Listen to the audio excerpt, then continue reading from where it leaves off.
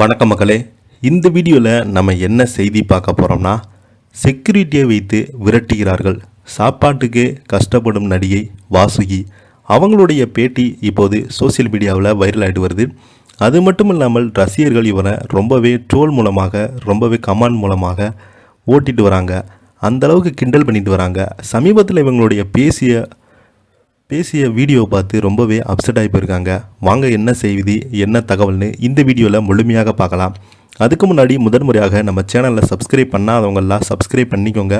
Bell button சிம்மலமைக்கி நம்ம சேனலோட நோட்டிஃபிகேஷனை எனபிள் பண்ணிக்கோங்க.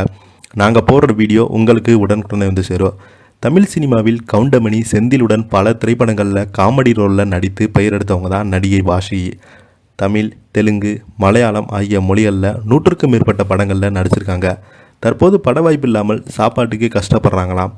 காரைக்குடியை பூர்வீகமாக கொண்ட நடிகை வாசுகி சினிமா மீது இருந்த ஆசையால் கடுமையாக போராடி பல திரைப்படங்களில் நடிச்சிருக்காங்க. குறிப்பாக இவங்க கவுண்டமணியுடன் சேர்ந்து கூட்டல் பெருக்கல் சொல்லித்தரும் கணக்கு, டீச்சராக வரும் காமெடியும், பிச்சைக்காரியாக வரும் காமெடியின் மூலம் பிரபலமடைந்தாங்க. சினிமா மட்டுமில்லாமல் அதிமுக கட்சியின் நட்சத்திர பேச்சாளராகவும் இருந்த ஜெயலலிதா மறைவுக்கு பின்பு அதிமுகவிலிருந்து ஓரங்கட்டப்பட்டு சினிமா வாய்ப்பில்லாமல் கஷ்டப்பட்டு வராங்க. எனக்கும் கர்ப்பப்பையில் 3 கட்டி இருந்தது, இதில் இருந்தால் புற்றுநோயாக மாறிவிடும் என்றாங்க. இதற்காக அறுவை சிகிச்சை செய்ய வேண்டும் இருந்ததாக என்னிடம் இந்த நகைகளை விற்று சிகிச்சைகள் செய்தேன். நான் கஷ்டப்படுகிறேன் என்று சொன்னதுமே அனைவருமே சம்பாதித்த பணத்தை ஏன் சேர்த்து வைக்கல என்று கேட்டாங்க. நான் நன்றாகத்தான் சம்பாதித்தேன், ஆனால் அப்பா திடீரென வீட்டை விட்டு சென்று வேறு பெண்ணை திருமணம் செய்து கொண்டதால் குடும்பத்தை கவனித்து கொள்ள வேண்டியதாக விட்டது. இதைத் தொடர்ந்து அம்மாவுக்கு கேன்சர் ஆப்ரேஷன், தங்கைக்கு திருமண செலவின அனைத்துமே நான் தான் செய்தேன். அது மட்டும் இல்லாமல் என் கணவராலும் பணத்தை இழந்தேன். இதனால் என் வாழ்க்கையும் முடிந்து விட்டது. இப்போது கஷ்டப்பட்டு கொண்டிருக்கிறேன். இதை பார்த்து ஷகிலா தான் என்னை ஒரு பேட்டி எடுத்தாங்க.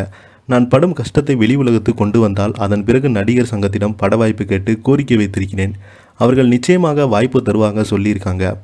நடிகர் பாலா லாரன்ஸ் உதவி செய்வதை பற்றி கேள்விப்பட்டிருக்கிறேன். ஆனால் அவர் என்னை அழைத்து உதவி செய்யலாமே, யார் வீட்டுக்கு தேடி சென்றாலும் வெளியில் இருக்கும் செக்யூரிட்டியை விரட்டி விடுறாங்க.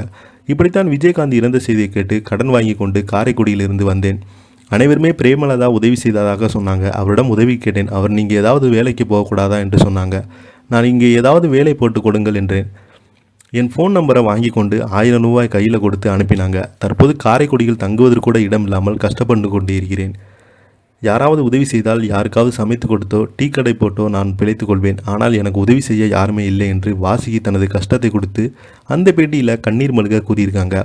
இதை பற்றி நீங்கள் என்ன நினைக்கிறீங்க? கீழே உள்ள கமெண்ட் பாக்ஸில் மறக்காமல் பதிவிடுங்க. இந்த வீடியோ உங்களுக்கு பிடிச்சிருந்தா லைக் பண்ணுங்கள், ஷேர் பண்ணுங்கள், கமெண்ட் பண்ணுங்கள். நன்றி, வணக்கம்.